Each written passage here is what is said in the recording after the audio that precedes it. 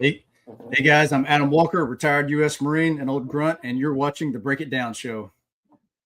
Are you gunny or what? Are you master guns? What are you? I was a master gunny, yeah. Now I'm just an old guy. Now I'm just walkie. But yeah, when I retired, I was a master gunnery sergeant, which we just call master When guns. I would come across gunnies or master guns when I was walking around, and if I happened to work with there were Marines around, man, there was a certain kind of salty you get to once you add that second rocker under your rank, and for sure a third rocker. When does that kick in, and why is it a universal thing where there's just a salt that hits a Marine once they get to a certain rank? Part of it is kind of circumstantial. Part of it is, I think, honestly, living up to the people who went before you. So, people who join the Marines, there are certain kind of people. There's a pretty good argument out there that the Marine Corps is a cult. Yeah, So, yeah. the people who are drawn to the Marine Corps, they really want something challenging. They want something tough. They want something elite. And so, when there are young Marines and they're trying to prove themselves and kind of earn their place and things like that, they look up to some pretty colorful characters, some folks who stand out. They're really hard, but also they're pretty charismatic people in many ways. And so, as you grow as a leader, you pick some attributes from the people that you've served with, but also you have to be yourself. So you can't, you can emulate other people, but you can't imitate them. And so you kind of grow as you learn about yourself and you learn about the organization and the culture. You just you grow into it. And sometimes you even act in certain ways that might not be like your personality, but they're commensurate with the responsibility that you carry, right? So I got to yell at these guys, even though I'm not a yeller, but right now that's what they need and that's what I have to do. So you have to kind of rise to the occasion, I think, sometimes. That's exactly the example I was going to use. Was I had a first sergeant who I didn't particularly care for, but he came in and he dressed down one of the guys, and then he told me later on, it's like every now and then, I like to have a good time. But every now and then, everybody's got to know that I'm going to get crazy and I'm going to be pissed and I'm going to expect something. And then I'll apologize publicly and all that because I picked on this person. But I also know that they can take it. Yeah. And it was a leadership lesson that I don't know if it was meant to be for me in some kind of particular way, but it was definitely a leadership lesson I took. Like, oh, sometimes you do have to perform the part of the person that you're playing. And I'm going to add to that because I met a colonel who taught me a lot about NTC. For everybody watching, NTC is the National Training Center. We go out, we do maneuvers, and tanks practice tanking, spies practice spying. We all practice things. And the colonel's like, I've been to NTC a lot of times, as you might imagine. A colonel might, every time you deploy, every time you do annual training, whatever it's going to be. And he said, my job is to play the colonel. So I know the guy with the bomb is going to come to the hospital at some point. I know that's going to happen. I have to let it happen, even to the detriment of my performance, because these guys need the training effect. I don't need it. And so I take the hit because if I get too far ahead, then these guys don't have the surprise. And all of these things go into leadership in ways that we don't think about. Yeah. It reminds me of a story kind of talking about folks who are leaders stepping into their positions. When I first pinned on that last rank Master Gunny, I checked into 2nd Battalion, 6 Marines, 2-6. Which to me was really special because that was my first unit in the Marine Corps. I went from PFC to sergeant there. So to come back as a master guns, I was pretty excited. And I've always had a real young looking face. I'm 48 now. And if I shave, I look like I'm 14. So my second day in this new unit, of course, I'm clean shaven. I'm still on active duty. And I got just PT gear on green. And I walk in there, and what I didn't know is 15 minutes before I got there, there was a working party, right? There were a bunch of privates, PFCs who were there. And the gunny, who was the officer of the day, he had just met them there, and he tasked them with, doing some working party. Well, I walk in like 5 minutes later. I look very young. He's never seen me before, and I got PT gear on. And he looks at me and just assumes that I'm like one of these young guys. And he says, "Hey, you about to take your butt outside?" I said, I looked at him, and right away, I kind of knew what was going on. And a buddy of mine was the assistant ops chief, and he kind of looked nervous and stood up. He's like, "Oh man, this guy's talking to master guns." But I really kind of played with it for a minute. And I just looked at him. I said, "Yes, Gunnery Sergeant." And he said, "Well, how about you get out there?"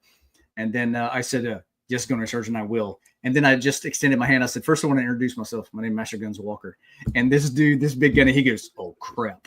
And he jumps down, starts doing push-ups, but I laugh and I said, "Hey, no, get up, Gunny." He tried to apologize. I said, "Hey, look, man, You don't have to apologize. I know good and well, if you knew who I was, you wouldn't have acted like that. I'm just glad that Gunnies still run the Marine Corps. And when you walk in the room, you just believe you're in charge of the room. So it was a really good experience. And I was like, man, the Marine Corps is still in good hands. Yeah. Yeah. Again, like all these leadership things that you're not going to read about in the book. You've got to see them performed. I had a sergeant major, and he was older. Like, he was his last job, battalion sergeant major. And, he found some reason to make me do push-ups. And, like, it was kind of jovial. Like, he's kind of like, oh, I got you and everything. And maybe he knows who I am, but he doesn't really know who I am, because there's just too many of us running around. But he's got an idea. I'm in pretty good shape and everything. And so I get down and I'm doing my push-ups, and I just go 0, 0. I do 100 push-ups, right? And I do about, I don't know, 50. He's like, dude, just get up, But there was a thing in there where I was like, oh, this is going to be fun, because I'm just going to act like it doesn't even matter. Like, I do push-ups all day. And then he saw what I was doing, and then he realized that, like, I didn't need that much motivation. Like, I wasn't some guy that couldn't. And I'm an intel unit, intel battalion, right? Yeah. And so I can understand, like, wanting to figure out, like, what I could and couldn't do. He didn't know that I was fast and I was strong and all those things. But it was funny, because it taught me a little something too. And I'm like, oh, you know what? Putting someone on their hands and their tiptoes, to make them do push-ups, it doesn't have to be a punishment. It can be a form of like an evaluation. It can be a way of saying, I see you, let me have, because what's he going to talk to me about? He's like 50 or whatever old he was, and I'm in my mid-20s. And so it was just a cool lesson that I don't know if he meant to give it to me, but he gave me this lesson of like how I could treat people once I had some rank, once I had some authority. Yeah. And I think something that a lot of folks overlook is there's a real exchange of energy and kind of motivation between young members and older members. So like when you're a brand new young guy and you see some old salty guy who's, been around the world and has been, had a lot of experience, you look at them and you're like, wow, you want to hear some of their stories and some of their experiences. But what the young guys don't know is the old guys, they remember with such fondness when they were young in uniform, and they love the energy, and they like to see like a young guy that's squared away and that's motivated, that wants to be there. So that interaction, there's really an exchange of kind of momentum and energy, and it's really a nice thing, and it that kind of thing coheses a unit together really well too. Yeah, I hadn't thought about that, but you're right. I'm gonna go back to the thing about the Marines being like a religion or whatever it is, because I'm an Army guy, and my buddy Scott Husing, you may know Scott, you may not, but we were talking. I'm like, you guys love being Scott in Husing? The Marines. Like, yeah, he's a very very good friend of mine. You said Scott Husing? Okay, I know him. Yeah, I know him well. He was my instructor. Yeah. I've got his book right here, Echo and Arati. Yeah. And when I was a master sergeant, he was a major. He was my instructor at a school I went to. Yeah, I've got his book somewhere. I bought it several different ways because I love that guy. But he's awesome. When you talk about leadership, there's ways to lead. There's different things that you can do, these lessons that you can pick up along the way. And it's funny when you look at the Marines being like a religion or a cult. I mean, you guys love being in the Marines. Just love it. Like, you have flags. You guys, if you see another Marine, you're like bound to say hi to them. And he always like, "What's up, hard charger?" And then the person's like, "Well, who are you?" That's true. And I'm like, Army guys, we don't care. Like, yeah, sure. Like when I worked in the 82nd, I worked in this thing. It was like a mix of civilians and then intel guys like me. And we were Department of Army civilians, right? So we weren't really in the Army. We were sworn in, but we were with the Army. And so some of these guys have no idea what it's like to be in the military. So I've got to show them. And there's kind of a rank thing, but not really. And I don't have any rank that's special. So I'm kind of trying to mentor these guys into what it's like to work for the 82nd, which, by the way, I don't know what it's like to work in the 82nd. I've never been an infantry guy in the 82nd, but I have an idea that we don't have any idea. And so I would say things to them like, do you ever see these guys like work 12 hours? Yeah, but we're working for the government. I'm like, you can't do that. And so I had to teach them, like, these guys work until the job's done. And if the job's done, they find more work to do and they keep working, and you guys are very similar. Like, it's just you guys. If you guys don't do the work, there is nobody else to rely on. And so the 82nd is like, there's no problem that we can't outwork. And goddamn, do they have a legacy for being tough? They got this dude and he's wearing a poncho in the snow. And it's like, that's fine. I'm not going to be cold. I got killing to do kind of thing, these are the guys that went before. These are the World War II guys. And so when you see that and you understand what the standard is, and you get to say, this is how you do this. And when you don't do this, they wonder what's wrong with you, because people die when you don't do that. People Yeah. freeze to death when you don't do that. Yeah, I think organizational culture and unit culture is really important. That's something the Marine Corps does really well, although the Marine Corps has got its own problems. But no matter what type of military unit or even in the civilian world, organizational culture and unit culture is so extremely important. And that's what it's one of the elements that bonds people together, that along with enduring hardship together. But it brings out the best in people too, because they want to be there, they want to contribute. And combined with when you have an eye towards the history, lineage, and legacy of that kind of organization, it continues to perpetuate success. Yeah. Yeah. Even though we don't have these legacy things as much in the Army, you do have that person on your shoulder. Like, oh, if so-and-so was here. So they had this rule when I was in Europe. If you drove in a Humvee, you had to wear a helmet because they didn't want you to hurt your head. And you're just driving a car, you're just on the streets in Germany, no big deal. And so we had a convertible. So everything's off the top. It's just us and a windscreen. And my boss, we were in uniform.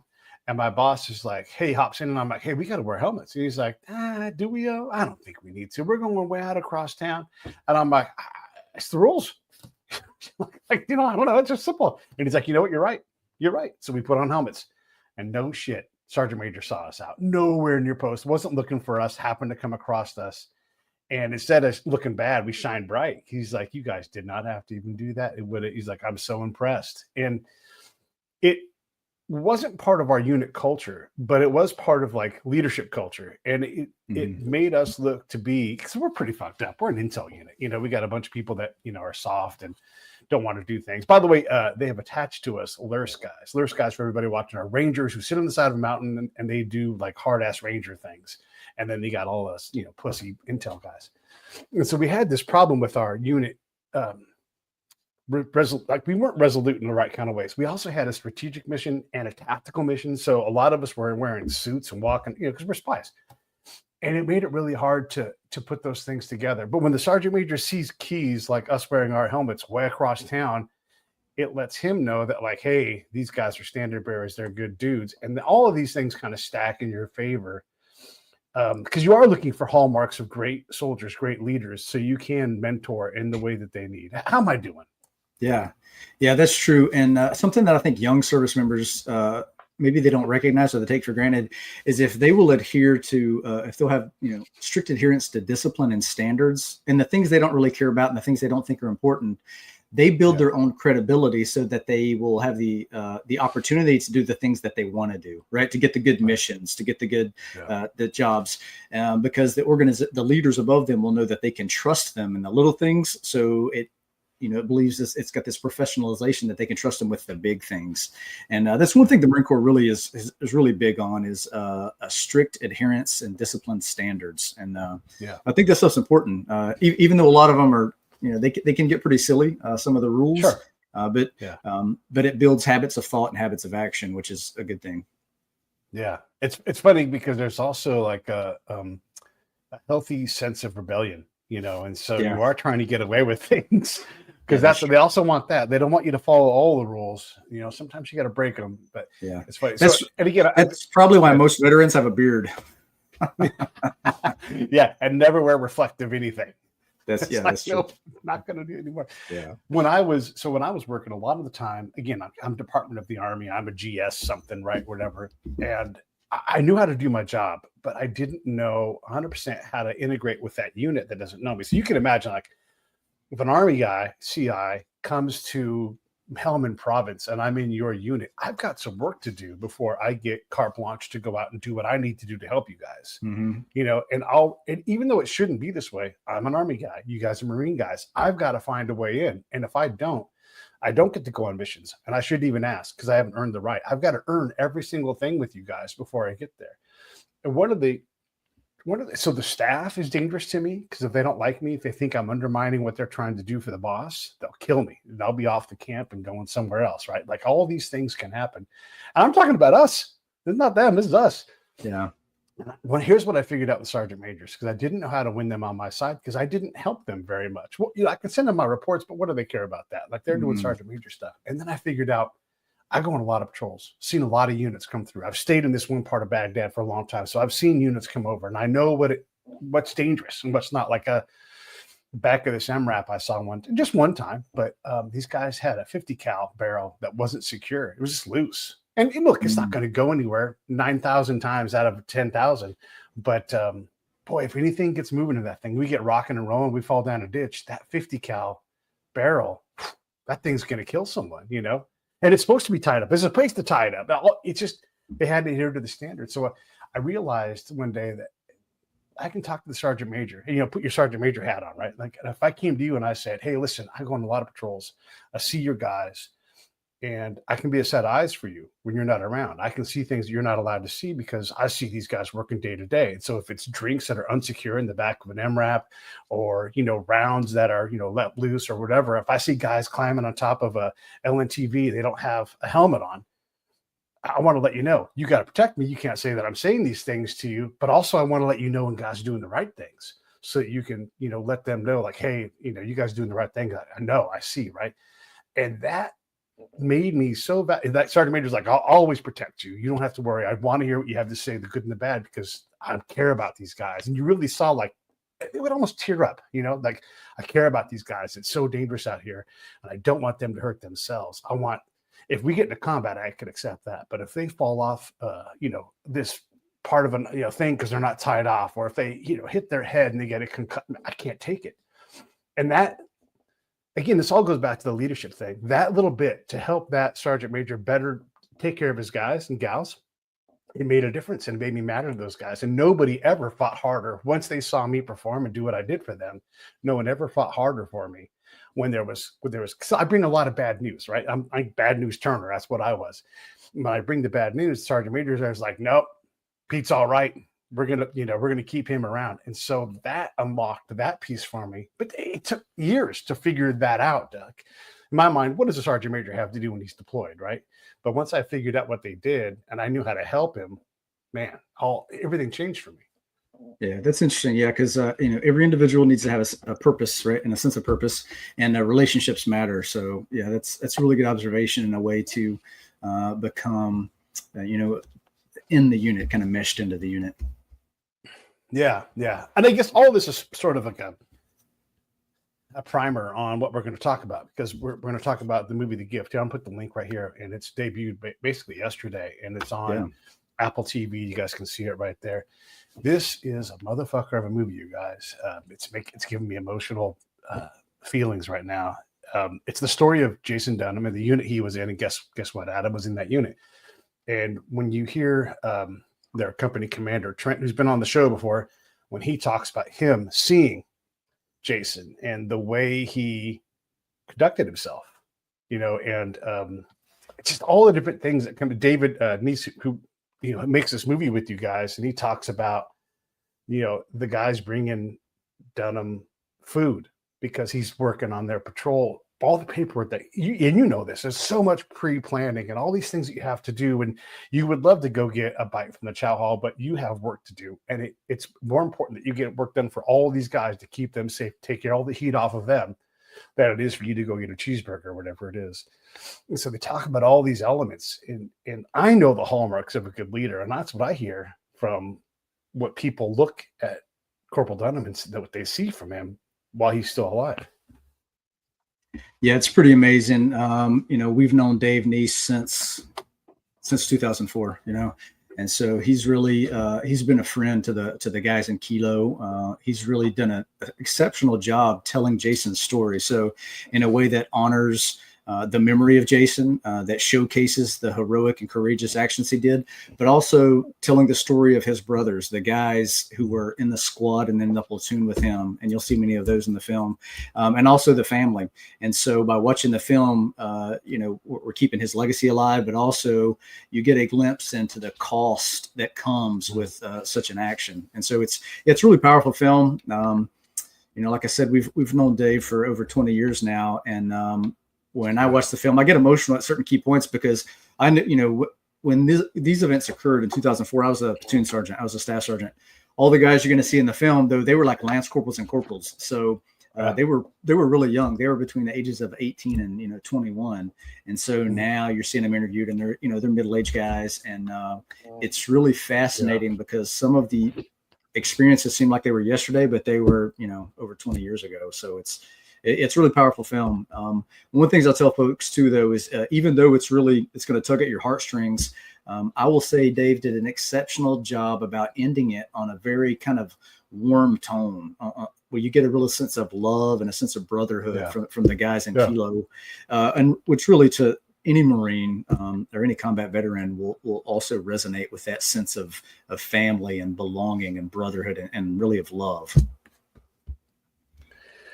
The Saving Private Ryan, it has that earn this, Tom Hanks's character says to what's his name's character? I can't think of his name right now. Super famous actor. I can't pull his name. Matt Damon. Matt Damon, right? And then you see that scene at the graveside, where he finds Tom Hanks's character's, thing, and he wants to know if he earned it, and that goes to the weight that I'm getting emotional now. That goes to the weight that all of us carry, whether it's through that vision and understanding what the standard is, or seeing someone who sets a high standard and then does this sacrifice to protect the people that he cared about, this family, this cult that he's in. Yeah. And I was going to say, for a lot of the guys too, Marines, particularly grunts, when they go to combat and it's a kinetic fight like we had in 2004, every one of them examine in their own lives, like, hey, maybe I won't make it home. And so they even do these difficult things like writing the last letter home, put it in an envelope that says open in case of. So everyone prepares their own heart and mind to not come home. But what many of us didn't think about is what happens when we do come home, right? When something very surprising happens, that we live, but some of our brothers don't come home. And so, we deal with that and we navigate life, our thoughts and emotions since then. But going into it, I think many of us didn't think about that part of it. And that is where you'll see people have the greatest struggles. Let me add this in too, because again, like I'm often an advisor, right? Like, so I'm the spy who builds up his WASTA, his influence with the unit.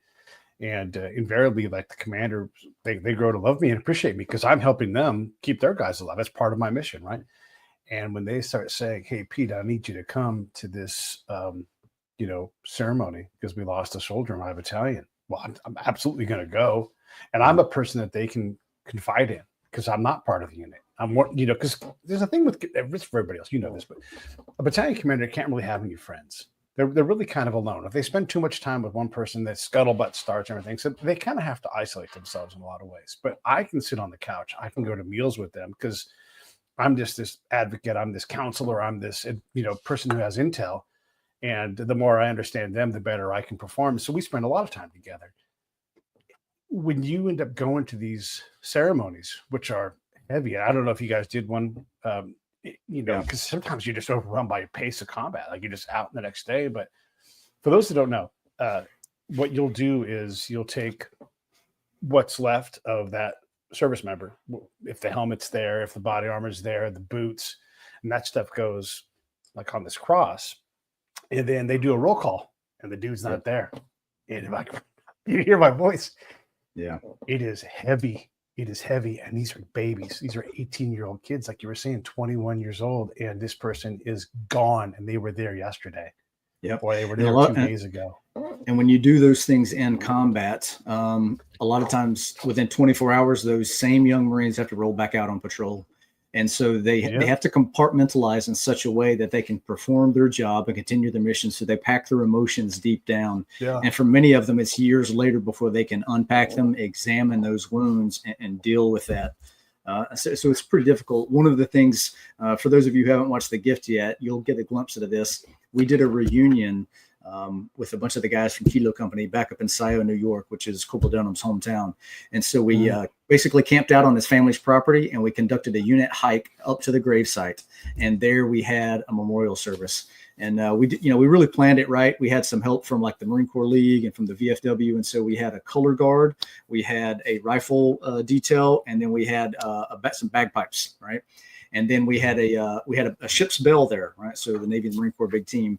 And, very touching too. One of our old corpsmen from Iraq had stayed in the Navy, and he became a command master chief, and he was there at the reunion. So when we did the roll call, and we had, the drummer do the drum, and then we had the bugle and stuff, we had our command master chief, right, our old corpsman, ring the bell when the names of the fallen Marines were called. And so it was very powerful, and the Marines were all in formation.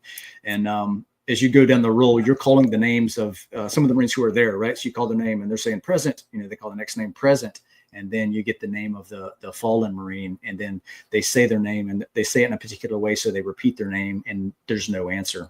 And it just hangs so heavy. And then when we do the ringing of the bell and the playing of the taps, it's very emotional, but in some ways it's also like it's a processing and it's a healing, and so it's a bonding agent once with another. And so, it's my belief that combat veterans who struggle the most are those young men who do 4 years and they get out and they go back to hometown USA because they're isolated from their brothers, they're isolated from a sense of community. Old lifers like me, I stayed in the Marine Corps, after our fighting in Iraq, and after I got wounded in 2004, I was still in for like almost 20 more years. And so I was always around Marines. I always had a mission. I always had, tempo to keep me going. And I was surrounded by a community of people who had similar experiences to me. So I think that helped me to move on and in a lot of ways. So when we had that reunion back with Corporal Jason Dunham's family and with some of the brothers from Kilo, it was a real healing time for us to spend time together. And so at that memorial service, as you said, our old Kilo 6, our old company commander, Trent Gibson, he spoke, and then I had a chance to speak to the Marines too. And one of the things I told the Marines that day is, let me tell you a funny part. I told them, I said, we were young grunts. We knew each other in war, and we knew each other so well that we could recognize each other by our silhouettes in the dark. And then I paused as I looked at these, middle-aged, some overweight men, and I said, some of your silhouettes have changed. And so, a little bit of humor helped, was a balm. But then I said, hey, listen, many of you have hitched to your own lives and unassumed guilt. I said, you feel guilty for being alive. But I reminded them, I said, all of those ones we lost, they wanted to join, they wanted to go to combat, and they would rather that it was them and not you. I said, they don't want you to feel guilty. They want you to have a good life. And so I told them with a measure of authority, I said, you're released from the guilt that's been holding you back. And I told them, I said, you're released. And, then we finished up, we went on back, and, now we had bonfire, and, guys were hanging out, having beer and talking. And many of them pulled me aside privately and told me that they needed to hear that. They needed someone to tell them that they're released from their guilt. And so I felt, in some ways, I felt like I was kind of back in uniform, back, as an old staff NCO, having a chance to lead again. And I will tell you that it was a very special time, and I was very humbled to be a part of that. And I love those guys, we joke in such ways. We say, if one of those guys called me, I would show up tomorrow with a shovel, no questions asked. Mm-hmm. That's right. I got some tape. I got some bags. Yeah. There's a lot, and you likely have to relieve them again. Every time you guys get together, that's probably something that you need to do, because we tend to grab that shit back, and it's like the fattest you ever are is like how fat you end up getting to. Like, these things that are negative tend to draw you right back to where that spot is. And there's this deep wound.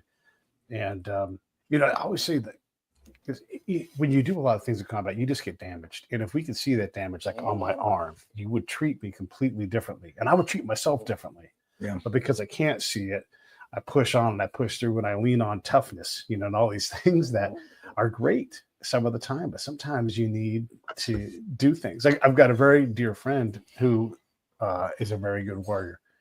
And with that comes a lot of damage. And every now and then we've got to do an exorcism.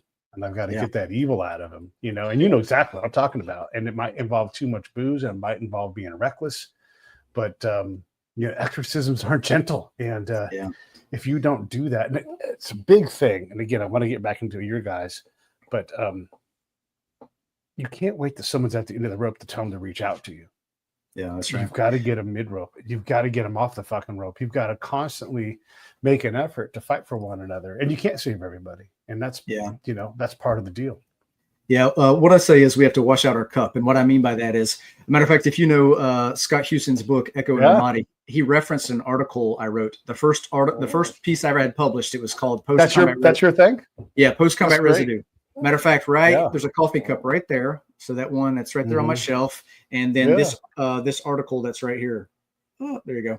It's called Post Combat Residue. It's the first piece I ever had published. And basically I make an analogy. It was published in the Marine Corps Gazette back in like 2013, I think. But I make this analogy to an old coffee cup that we poured strong black coffee in, that we never wash the cup out, but we just keep using it and keep using it. And after a while, there's a stain or a residue that gets in there. I go on to say, hey, listen, that cup isn't broken. That cup isn't unserviceable. Matter of fact, it was used for its primary purpose, but there is a stain in it. There's a cost that's associated with doing that. So then instead of post-traumatic stress, I'll say it's a post-combat residue. And so the residue, there will always be a little bit of a stain, but you can take time to wash it out. And if you take time to wash it out, then the stain will become less and less, but it doesn't mean that you're broken or damaged or anything like that. It's just evidence that you were used for your primary purpose. Yeah.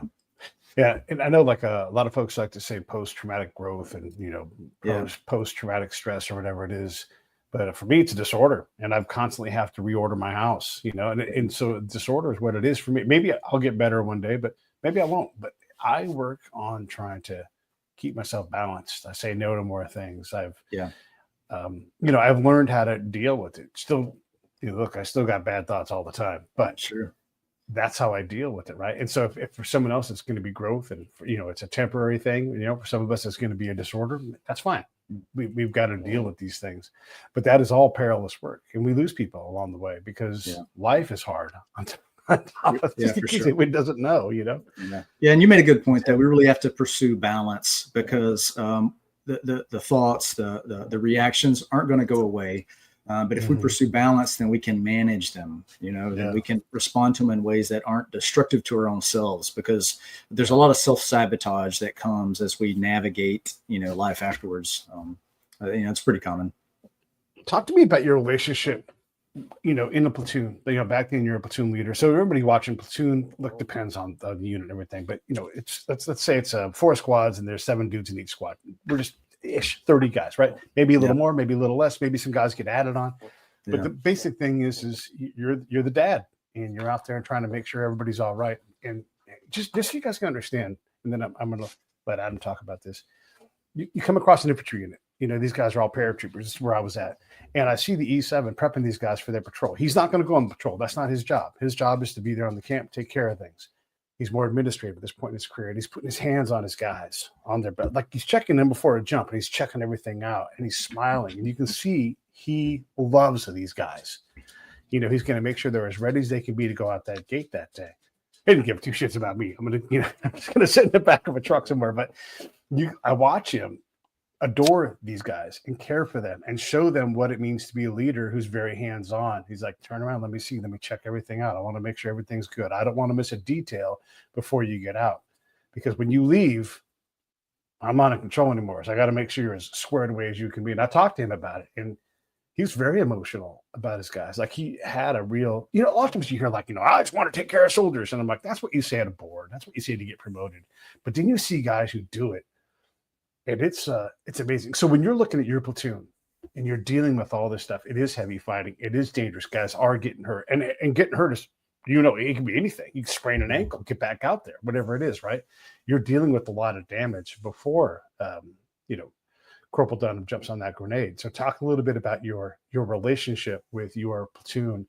Talk about what it is like to be a leader who's trying to do their best to make sure that they're as prepared, as ready as they can be, doing all the right things so that, they got a shot.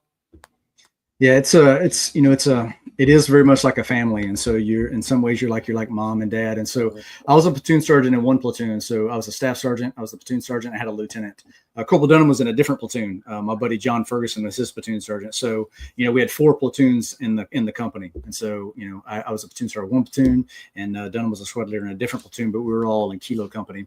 And so, many folks who know our story and they'll hear about the backstory. We talk about how we reorganized the the company right before this deployment. This was our second deployment to Iraq. We had participated in what's called the March Up in 2003. We were only home 4 months, and then we went back for the second deployment. And during that time, our company commander saw that things were going to change for a little bit in theater. We were going to be fighting a counterinsurgency, and we needed to take our weapons platoon, and we needed to kind of disperse and essentially have 4 rifle platoons, and then weapons specialists would be, in many ways just become regular 0311 regular riflemen. And so we did this kind of draft. And me and my buddy John Ferguson, we came out of the field when our company commander told us we're doing this, and we did not like this, right? And Trent Gibson, old Gibby Kilo 6, he probably knows this. We did not like his plan, right? Because I had trained with my guys and deployed with him for a year, and I had my guys, right? I had some really great guys, had a couple of misfits, but I knew how to manage them, right? They were my problem children, so to speak. So I didn't want to lose any of my people, and so, Trent was a really phenomenal company commander, and he's a very strong leader. And he said, this is happening. So that night, John Ferguson and I, we went back and we just started like making our lists, right? Kind of racking and stacking our guys. He and I don't know if everyone knows this, but he and I kind of made a deal, right? We came to each other. We said, all right, look, man, here's my top guys. Do not put them on your list, right? And Ferg told the same thing to me. He goes, okay, these are my top guys. Do not put them on your list. So we wouldn't be pulling the same guys. But we also said, hey, listen, but you got these 2 guys who the Marine Corps uses this phrase, problem children, which kind of means a guy who gets in trouble a lot. He goes, hey, listen, you got to keep your problem children, but I'll keep my problem children because you already know their issues. You know how to deal with them. So we already had these kind of like, we agreed. Now there's 2 other platoons that are also in this draft. But we weren't confident that they were going to put the level of detail into analyzing and racking and stacking. So Ferg and I stayed up all night, just like making our lists. And then sure enough, we came back and he got the top guys he wanted for his squad leaders. One of his was CPL Jason Dunham. I got the 3 guys I wanted for my squad leaders. And so, and then, as it began to like shake out, obviously there were great guys in the other platoons as well. And we all got very balanced teams. But, when we're picking our squad leaders, they're like 20, 21, 22-year-old guys. And this film, The Gift, is about Corporal Jason Dunham, who's awarded the Medal of Honor. And in my platoon, I had a Lance Corporal squad leader who was awarded the Silver Star for his actions on that deployment. Matter of fact, he and I and a PFC were all wounded together on April 17th, and the 3 of us were all medevaced. And so you love your guys, and loving them doesn't mean that you're soft and easy with them, because a lot of times a platoon sergeant, like you would have a pet peeve, right? Like, hey, we don't do this. And your guys are, being young and, full of, just testosterone and everything else. They'll be like, oh, that's bull crap. First platoon doesn't have to do that. And I would say, we ain't first platoon, or whatever the platoon is, we're third platoon. Yeah. This is how third platoon does it. So there's a certain amount of, installing discipline, but also developing unit pride and having high standards. And so, like, when a platoon sergeant makes these kind of rules, it's not like you're trying to be, like an authoritarian, but you're making it for a reason. Yeah. Like, here's a little example. We had these little shower trailers, and so I would not let my guys walk to the shower in flip-flops, or what the Marine Corps calls shower shoes. And they're like, why? Everybody else can do that. I said, because if we start taking mortar fire, you can't run in flip-flops, right? You can't run in shower shoes. But I told them, I said, I tell you what, I said, I'm not a tyrant. If you have like a pair of Tevas or some of those, like, you got sandals with a heel strap, if that's your shower shoe, you can wear those. Yeah. And so a couple of days later, I'm walking, I see one of my squad leaders, and he's got a pair of, flip-flops on, but he took a boot band, which is an elastic strap we use to cuff our trousers. He had that around. He hooked up a boot band to the bottom of his shower shoe. And I said, what are you doing? And he goes, no, they got a heel strap on them. I'm good. So I picked up a handful of rocks and I said, hell yeah, let's see you run. And I was like, incoming. I start chucking rocks at him. And when he was running, his flip-flops came off. And I said, that's why we don't wear those to the shower. Yeah. And so there's humor in there, but there's also discipline. And it's like, hey, look, guys, I'm making these rules because I want you to come back alive. Right. So when you go into a fight, there's a thing too that you care about your guys. But when the shooting starts, we run to the sound of the gunfire. We have to perform. There's no turning back. There's no like, hey, you go, I'm not going to go. Like, you all go there together, and you don't think about the cost or when you lose a guy, you fight through it, right? It's a shock to the system, but you fight through it. And only later does the emotional and mental toll of what happened actually begin to settle in on you, you know? Yeah. No, that's great. And coincidentally, I've got a hilarious story. So we were over at the government center just outside the little camp we were at in Afghanistan, side of the mountain, middle of nowhere, you know. And every day we had these like attacks that would happen. And I'm saying attacks, you know, like they attacked every day. For people who from the regular world, they're like, oh my God. They're all like, whatever. They're just shooting at us. But we were in there and I had a civil affairs guy with me. And, you know, he's just not very good at combat. He hasn't been. He doesn't have the experience. And so they would shoot this recoilless rifle, the worst named weapon ever. And they would shoot it at us. Into just for everybody watching, a recoilless rifle is, just picture like a bazooka. And it launches like an RPG kind of thing. And it goes, boom. That's not exactly right, but that's good enough for what we're doing here. And so, sure enough, boom, here comes the recoilless rifle, and it's launching at the building that we're in. And our building is 150 yards from the gate of our camp, right? And so we're not in the red zone. We're in the red zone, but, you know, it's pretty close. And so I look at the officer who's there, and I see like the fear in his eyes. And so, again, I have no authority, right? I'm just Pete. I'm like, hey, we're in a concrete building. Just get in the middle room. Nothing's going to happen. And he panics. So just everybody else, when an attack happens, you know, the Army responds. And so the radios start chattering. Everybody's making sure they're going to the spot. People are responding and going to different stations, and we're looking if we're going to return fire or not. And so there's a lot going on. And I know that they know we're outside, the two of us. And so all we've got to do is kind of sit tight. And then when things calm down, they'll extract us out of there if we even need to. Probably just be nothing. Well, this guy panics, and he runs towards the camp. I, by the way, am wearing flip-flops. And so he peels out, and I'm like, I'm obligated now. Like, I can't let now is my battle buddy. Yeah. I can't let him run alone across this gap. By the way, someone now has to leave a safe place and run towards the fence because he's calling in, talking over everybody, you know, trying to like, someone's got to come to the gate. We're stuck out here. And I was so embarrassed, right? And so to get into our camp, they had this 7-turn concertina trap that you had to go through. And if you went fast, it would for sure grab your clothes. It was very hard to get through.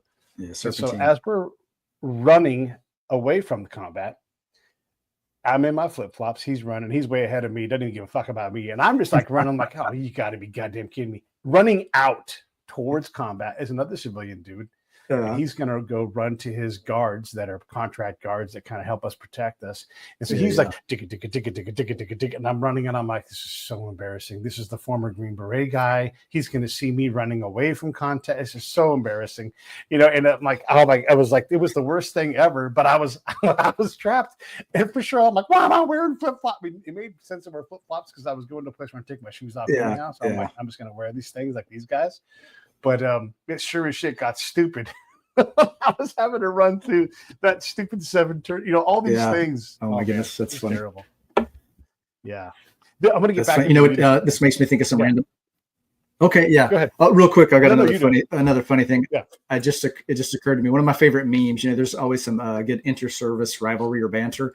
So I saw this thing once, and it was Army and Marines. And so the Army guy says, "Oh, in the Marines, you run to the sound of gunfire. That's cute. In the Army, they teach us to shoot back."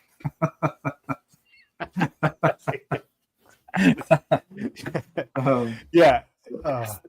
But it is like these standards that we're talking about, they have to be maintained by these guys. Yeah. And what I wanted to get back into was Corporal Dunham, was he a squad leader or was he a team leader? He was a squad leader, yeah. So, and back then, our manning levels were such that each squad was about 10 Marines. And so you basically had 2 fire teams in each squad. Yeah. And then he was a Lance Corporal at the time? No, he was a corporal, but he had come from security forces. So in the Marine Corps, individuals who come on a security force contract, they go to the School of Infantry, but then they go to a Navy command for 2 years. And then they come to the FMF, the Fleet Marine Forces, for 2 years and basically do 2 years in the infantry battalion. And so some of the guys who go to, you know, they go to, like, he was in Kings Bay, Georgia, for example. So they guard, they guard subs down there or whatever. And I think he went to like CQB school and things like that. So, and then he came to us. He initially came to 3rd Battalion, 4th Marines, which is a sister battalion. But I guess he didn't have the time with them, or maybe they needed to move some people around. So he went from that battalion, which he was only there for a short time, and he came to our battalion, 3-7, 3rd Battalion, 7th Marines. And in the documentary, and then in some of the interviews, you'll see that people were just really impressed with his maturity, his competency, and his level of leadership. So they wanted to make him a squad leader, which was unusual for 2 reasons. One, when a guy comes from security forces, sometimes you're not sure if his infantry skills are where they need to be. So there's a hesitation to place him in charge. But the other thing was he was actually a machine gunner, which means he was an 0331. And we had regular rifle squads, 0311s. And so even though he wasn't an 0311, his platoon sergeant, Stasser Ferguson, he said, you know what? No, I see something special in this guy. And so I'm going to make him a squad leader, even where others were said, are you sure? He was like, no, I'm sure. And so again, it was his performance, his competency, and really his demeanor too, because another good thing they do in the film, they talk about like he was a good guy, right? So he wasn't like an authoritarian, but he knew how to turn on the heat if he had to, right? So he could crank down on his guys if he needed to, but also he was just like a good natured guy. He was one of the boys.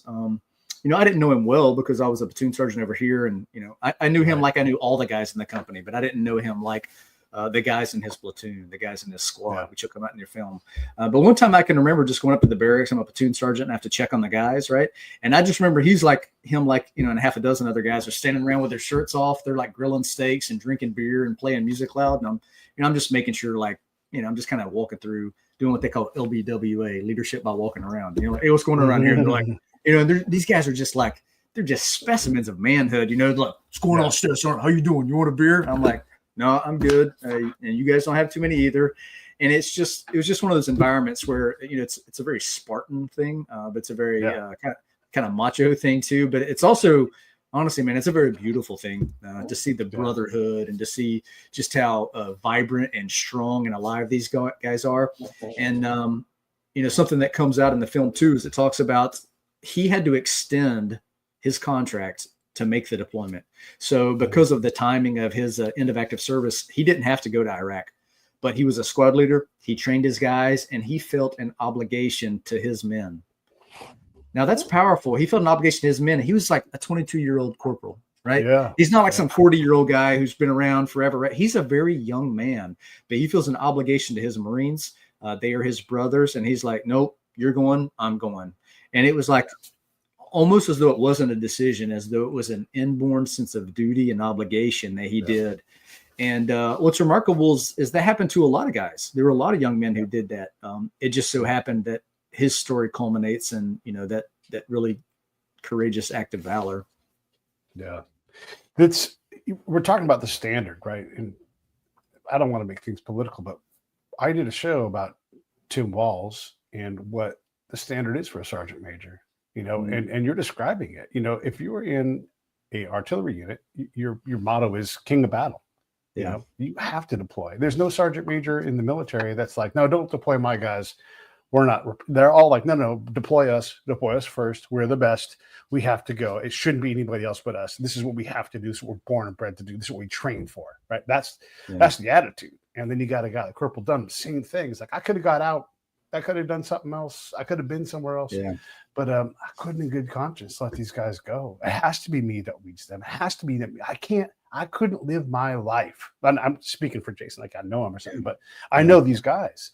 I couldn't live my life if I didn't measure up, if I didn't do my job. And so like that's a difference right there, that standard of what it means to do that. And look, in this case, it ends in this tragedy, but it's a tragedy if you don't go, right? You're avoiding this thing. Yeah, it sure is. There's and some of I do a lot of writing. I write for a couple of different places, and then I kind of write I've got a long-term project. But one of the things I wrote a long time ago, as I said, for a certain kind of man, the one thing that is worse than war is for there to be a war and not be a part of it. Yeah. And so that really calls to an old sense of duty, and you do feel like you have to go. Corporal Dunham was hit on April the 14th of 2004. 3 days later, on April 17th, 2004, is when I was wounded. And I took an AK-47 round to my hamstring and shrapnel to my arm. This kind of shadow box in the background has the 2 magazines I had when I got blown up.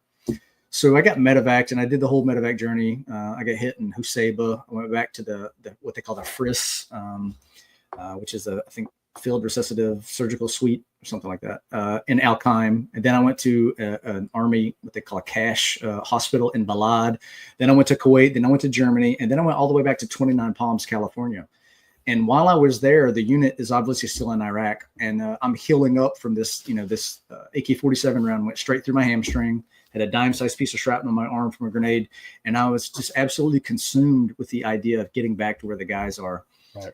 And I was also trying to balance my responsibilities at home, because my wife was like 9 months pregnant with our third child, and our other 2 kids were toddlers. But I was so overwhelmed with my obligation and my duties at 3-7 that I was like, I have to get back.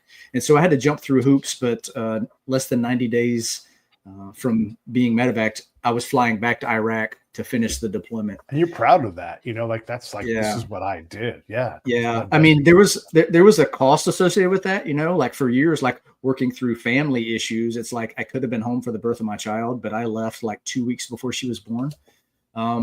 But I will tell you that I flew back on like July 5th.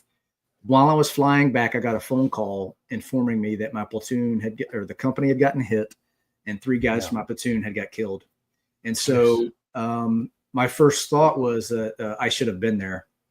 I should have been there, but I couldn't. And one of the things that helped me mentally and emotionally was knowing that I was on my way back. And so I made it back all the way back to Al-Qaim in Iraq the day before we had a memorial service for those guys. And I thought that they were going to replace me because a combat replacement had taken over as platoon sergeant. So I thought they were going to shuffle me around. And I can't tell you how incredibly grateful I am that they took that combat replacement. They moved him and they said, "Hey, Walker, you're going back to your platoon." And so I was able to, on that same deployment, after being wounded in medevac, to come back to my platoon, to stand in front of them, to speak at that memorial service, and then to say, "Hey, boys, we still got like a couple of months to go. So get your head in the game. Let's get back together. I'm sorry I wasn't here, but I'm here now." And so, that sense of really belonging, and that sense of purpose, and that sense of duty, it was a bond I felt with those Marines. And if I had not had a chance to come back, it would have been something that I wrestled with for the rest of my life. Even though that came with a cost, missing my child's birth, appearingly like leaving my family to go be with these guys. And I'll be honest with you, man, I haven't told many people this, but when I flew back, my headspace at the time was that I thought I was going to get killed. I thought that I wasn't going to come back from the second time. I thought that, maybe God had let me get wounded, go home to see my family one more time to say goodbye. And that when I went back to Iraq, that I was never coming home again. That's really what I believed. And that's not like theologically sound or anything like that, but that's what I believed. And so I was quite surprised to live through that deployment. And I think one of my struggles since then was like, well, I wasn't sure about how to navigate life. And recently I just read another book on my shelf. It's called Hangar 4. And it's about it's about a 53 pilot from the Marine Corps. And I highlighted the line in his book, and he said something to the effect that I was surprised to come home. I thought I was going to die. And so I think that experience resonates with a lot of veterans. And so you're trying to navigate, hey, how do I deal with life when I thought I wasn't going to make it? You're so focused on this mission and this deployment right now that you can't see what's beyond it. And so when you come out of that, you're kind of stunned and disoriented.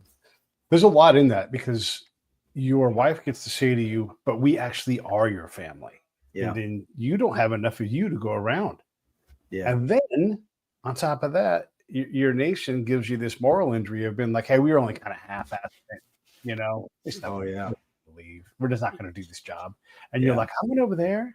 These people died. I did all this shit. I poured my heart into this. I burned up years of my life. I used up my joints, and you're going to tell me you were half-assing it? Yeah. One of the things I say, you get a little bit of a dark humor or gallows humor in uniform.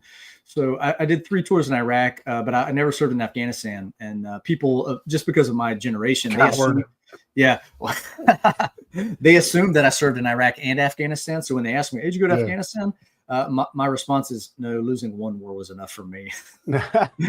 So I don't mean that dismissively, but it's it's kind of a dark humor response. But I know a lot of veterans of our generation are very frustrated from the wars in Iraq and Afghanistan. Sure. But I will tell you my take on it, and not everyone's going to agree with me, but I don't allow myself to think about the political consequences of whether or not we should have been there, whether or not we should have gone. I can't handle that because I don't think that I'll be able to find a reason to justify it. So all that I concentrate on is that why did I go? I went because my Marines went. I went because this Marine went and this Marine went, and I was there fighting for them. I wasn't there to try to make Iraq a better place. I was there because the Marines were there. Plain and simple. I was fighting for the Marine on my left and right. And so that may be short-sighted. That may have a certain professional immaturity to it. But what it has is it has sincerity. And it allows me to maintain my sanity by, setting boundaries up in my own perspective. Yeah. But there is a problem with principled behavior. Like you are doing what you're supposed to do. That's exactly it. That's your focus. That where you're at. I'm out there desperate to try to help. If I'm working, I'm trying to help your battalion. Do what you're supposed to do. And there's no. The thing I would do is I would leave the protection of the camp. I'd look down at the ground and be like, my feet are now here. This is where I am. I have new rules. And so that's the combat Pete, right? I'm a super happy-go-lucky guy, but.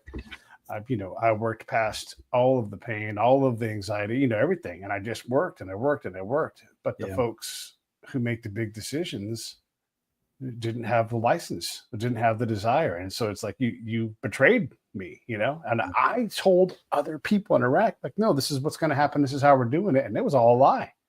And these wounds they're nasty, and so, it's good that you're able to deal with it. And find that. I don't blame anybody who doesn't like it. And I can say, hey, actually, Iraq's kind of a victory because they have a functioning parliament and they elect their own people. Now that actually is in our favor, but it sure doesn't taste very good. It sucks. Yeah, and moral injury is real. I'm not minimizing that. I'm not invalidating folks that are struggling with that. Just for me, I have compartmentalized my own perspective so that I can. Yeah. Your guys is different. You have a different job than I do. I'm out talking to government officials. I'm talking to all these people, and I'm seeing like the people that need help that we're not even bothering to help. Let's not get into my stuff, but a little while ago we were talking about Corporal Dunham's rank and his age. This kid's 22. How young does that seem now? I know. Yeah. And crazy. Those of us who were platoon sergeants, we felt like old men, and we were like 27. Yeah. And so he gets this squad. That's heavy. It's advanced. Okay, he's ready for it. Yeah. But that day, and look, he does exactly what he's supposed to do. What other Marines might have done. Someone else, if it wasn't him, someone else might have jumped on that grenade that day. You don't know, but it was him.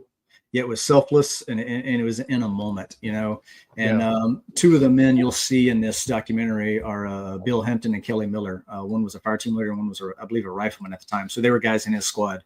So they were both there and wounded in that same blast. So they were medevaced along with Corporal Dunham. And today these guys are husbands and fathers, and they live lives full of relationship and love. And certainly they've had struggles like many of them have. But them living and loving their families is a great show of gratitude and appreciation for what Corporal Dunham did. And so any of us that got to come home, we should remember that. We should remember that the best way to honor the people we lost is to live and love well now. The title of the film is called The Gift, right?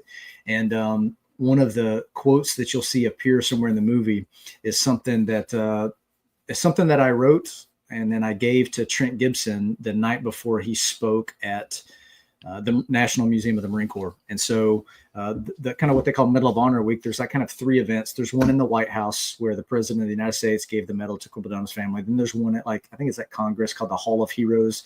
And then the third event was at the museum. And so I gave this quote because I've always been a writer, and only for the last 10 years have actually begun to publish anything. So I wrote this quote, and I came up to Kilo 6 to Gibby, Trent Gibson. I said, "Hey, sir, I think this is fitting." And so the quote, which you'll see in the film, says, "All that we have has been given to us, and what we do with what has been given is how we honor those who gave. And then, the film is called The Gift, and I was very humbled, and I felt a tremendous sense of gratitude that that quote, that line resonated with all the guys, right? All of Kilo Company, like they took those words to heart. It meant something to them. And then you'll see that theme throughout the film. The guys talking about the gift that they've been given, about, one man giving his life for another. It's again, it's a powerful thing. It's about brotherhood. It's about legacy. Yeah. It's about generations.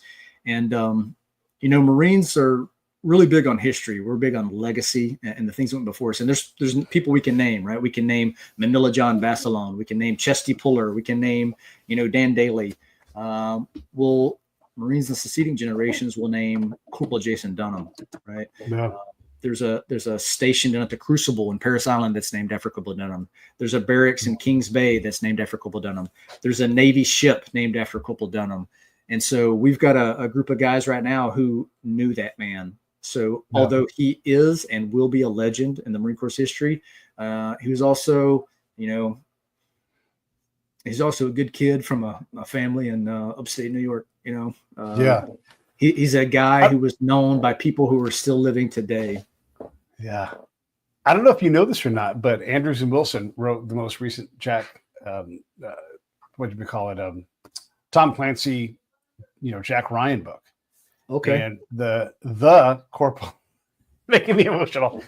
The Corporal Jason Dunham is the main character in the book. That ship is one of the main elements of that thing. And so not only is it all of these stations at the Crucible or, signs on a freeway and all that stuff, but they respected him so much. And I had Brian on the show talking about the book. They're like, did you guys know Jason? He's like, no, but the story is so great that we wanted to make sure that we included him in this legendary fiction series. So it is that impact is huge. And here's the thing I know. In my hometown is the last survivor of the USS Indianapolis getting sunk during World War II. There's one dude left. That's it. And those guys that survived, they belong to each other the rest of their lives. And now it's just Harold, and that's it. And you guys have something special like that too with Jason, where that gift, that event, that sacrifice is going to be you guys coming together routinely throughout the rest of your lives until there is, just one of you left. Yeah. 60 years from now or whatever it is. Yeah. And what a wonderful thing that is. It really is. And for the guys that are in uniform now, in addition to writing, I do some speaking. And so when I have a chance to speak to Marines, here's one thing that I tell them. I said, in the Marine Corps today, you will walk with legends and you will serve with heroes, but you won't know it until after the fact. Yeah. And that's so important, because if we went back in time to, like, say 2003 or early 2004, and I don't mean this to take away in any way, but what I mean to say is this: there were a lot of guys, right, throughout our company, throughout the Marine Corps, that were like Corporal Dunham, meaning they were strong, good young NCOs. They worked hard, they loved their Marines, and they were ready to do what may happen. And it just so happened in Corporal Dunham's time, it came down to that one event in April of 2004. But there are people who have that potential in uniform today. And so if you're like a small unit leader, I would say, hey, don't treat your people condescending. Love them, mentor them, train them as though they're your replacement, because at some point, guess what? Corporal Dunham was a PFC, and he had a team leader and a squad leader that impacted him for better or for worse. A lot of what he did is because of who he was, but there's also an element of leaders that he was exposed to before, we lost him. And so it's an example of what we were a part of. He's a shining jewel in our history. Like he's a man that we will love and we will remember. And so I hope that telling his story inspires people, particularly Marines, to be better Marines, to lead their people well, to invest in them, not because they want to be associated with someone who's great, but because they're special people, right? Yeah. Again, we talk about Marines having a certain culture, keyword cult, but Marines are special people. And so we really need to, as we lead our Marines, we need to love those Marines too. And that doesn't mean you coddle them by any way. You can be hard on them. You can be demanding on them, but you treat them as though you have to be. Yeah, you better be. Yeah. Yeah, so, because the training has to be hard. It has to at least match, if not exceed, what you go through, and understanding things like not wearing your fucking flip flops and whatever it is, right? Yeah. All of those things. That's part of all that greatness you're describing. All those heroes and those legends. You're living up to that standard all the time. The guys who went before you, all the stuff that we've discussed before. It's huge. By the way, everybody, the link for the gift is right there. You can watch it on Apple. It's wonderful. One of my favorite things, and I'm going to shut up and let you finish. I'm going to wrap it up. But when we talk about all this stuff, pushing the boundaries of like what's possible, leading, doing the right things, all this stuff, there's this great thing that Trent says. He's the commander of the company, and he had an opportunity. He was so impressed with Corporal Dunham that I think it's the night before he dies, because he's working hard and he's trying to get everything set up for this patrol in the morning that ultimately he dies on. And he's like, man, I should take a picture, because this is what being a Marine is all about. It's like the epitome of great leadership. But we all have that thing that pulls us back, and it's like, like that's going to be good enough. I'm tired. We're all tired all the time. And he didn't take that picture. And that's the regret, right? Because he didn't meet the standard in that moment, and he lost that opportunity to do something that would have been important to him. And we all have these things where we know we could have taken that extra step to do that next thing. And it's how hard do we push against that boundary? And that sits with me in a way that, there's not enough time in combat. 36-hour days are norms. You just you put another dip in, you grab a rip it and drink it and get back out on the next patrol. Like in my line of work, if there's a Marine patrol going out the door and I'm supporting you guys, okay, great. And if the next lieutenant comes along, it's like, hey, you're going to go on the patrol? Hell yeah, I'm going to go. I'll be tired later, right? Yeah. And so that opportunity to lead, do that next thing that is going to maybe make a difference. And in this case for Trent, it's a picture. But it is a poignant thing where you're like, here is the epitome of it. And then Trent lets himself down, and he's open about it. I love that accountability that he puts on himself, because that lesson impacts how Trent leads the rest of his life. Yeah. And I appreciate him sharing that as well. I remember that story well. I was sitting in the COC that night. I remember I was reading a newspaper from back home. When my family would send me care packages, they would put newspaper in there. Yeah. But more than the items they sent me, I wanted to open that hometown. I grew up in Western North Carolina, so it was the Asheville Citizen Times. So I wanted to read the local newspaper just to kind of read what was going on. But I remember sitting there reading the newspaper, and when this happened, when Hampton and Carbajal came in to bring the chow to Corporal Dunham, and so looked at Captain Gibson, captain at the time, right, and we kind of looked over there and we both smiled, and we didn't really conversate about it, but we recognized what was happening, and it was such a beautiful thing. But him sharing that experience is important for two reasons. One, he recognized that something special happened at the time. And although he kicks himself for, not taking a photo to memorize that, by the telling of that story in this film, that story will be perpetuated for generations. And so it's really good.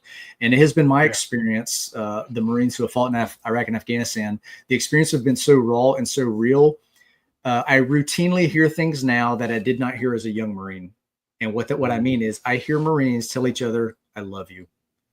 I can't remember hearing that before the war. Maybe they did, maybe when they're drunk, especially like, oh, I love you, man.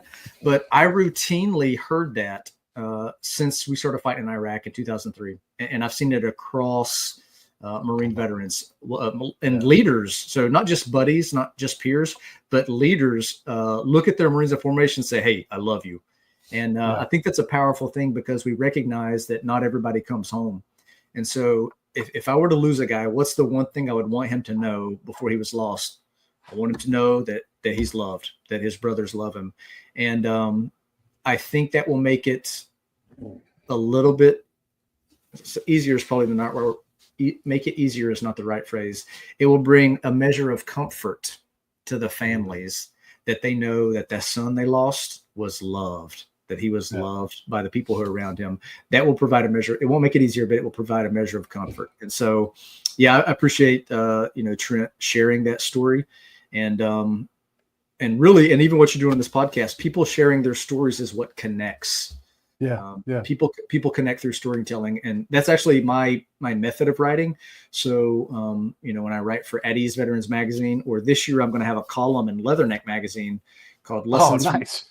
It's called Lessons from the Smoke Pit. And so my approach is to teach through storytelling, not like fictional stories, but recounting. Well, what in the Navy and the Marine Corps we call sea stories, but not just war stories, but recounting experiences in storytelling fashion and teaching lessons that way. Because I'm wholly convinced that's what people remember. They don't remember lectures. They don't remember a lot of things, but they do remember stories. So if you can touch their heart with a story, that will help prepare them for the next human event that they're going to have to face that's going to demand. Well, listen, we've done this for about an hour. Everybody, you guys got to watch The Gift. It's so good. You're going to love David Kniess's film. All of these guys have done such a great job of bearing their souls. And it's not an easy project, not a general project. It's a hard project, but you got to watch it because you're going to get something out of it. And it's incredible. I'm so glad that we have this era now, Adam, where we can capture these things. There's a picture on a wall in a unit, headquarters in Germany where I was when I was assigned to the 165th, and there was this guy named John Pruden. I think his first name is John, but he won a Medal of Honor. Just a black and white photo, just a placard, just a real quick story about his his citation, and that's it. But now we can have pictures, we can have footage, and we can tell these stories because there is so much to them, and it's part of the gift. We all get to enjoy this part of the gift and understand what life is and how precious it is. You tell it with your stories. Like, these things matter. Catch this person now, talk to them, go sit down, have coffee, slow down, sit by a lake with your friends, tell them you love them, because you don't want to tell them when they're dead. You want to tell them when they're alive. That's right. And that's part of what the gift message is. I'm going to shut up and let you finish up. And then thank you very much for coming on. Come back anytime you want. All right, I'm shutting up now. Your turn. Hey, Pete, I really appreciate the opportunity to come on the show and share some of these stories tonight. I'm very proud to have served as a member of Kilo 37. I love those men. A lot of times when we sign off, we say Semper Fi, like all Marines do, but we also say Semper Kilo. And so I'm humbled to have been associated with such legends. I'm kind of a half stepper, just trying to keep up with all of those great men. And so I'm humbled to be a part of them. And so just to be able to share the story and shine the spotlight on them is truly humbling. And if anybody listens to that, absolutely go watch The Gift. Remember what those Marines did. Remember, be thankful for the life that you live. Try to be good. Try to be good people, right? Try to be have a good relationship with those in your family, to be a good neighbor, and just to try to put others above yourself, because that's a true lesson that we can all live. And so, and for the Marines, listen, this is your legacy. This is your history. This is your story. And the people that you serve with now will also make history. So each Marine has the opportunity to add to the Marine Corps' legacy, but you're forbidden from taking away from it. So be a good Marine. Yeah, be a good Marine. Yeah. All right. For everybody else, I'll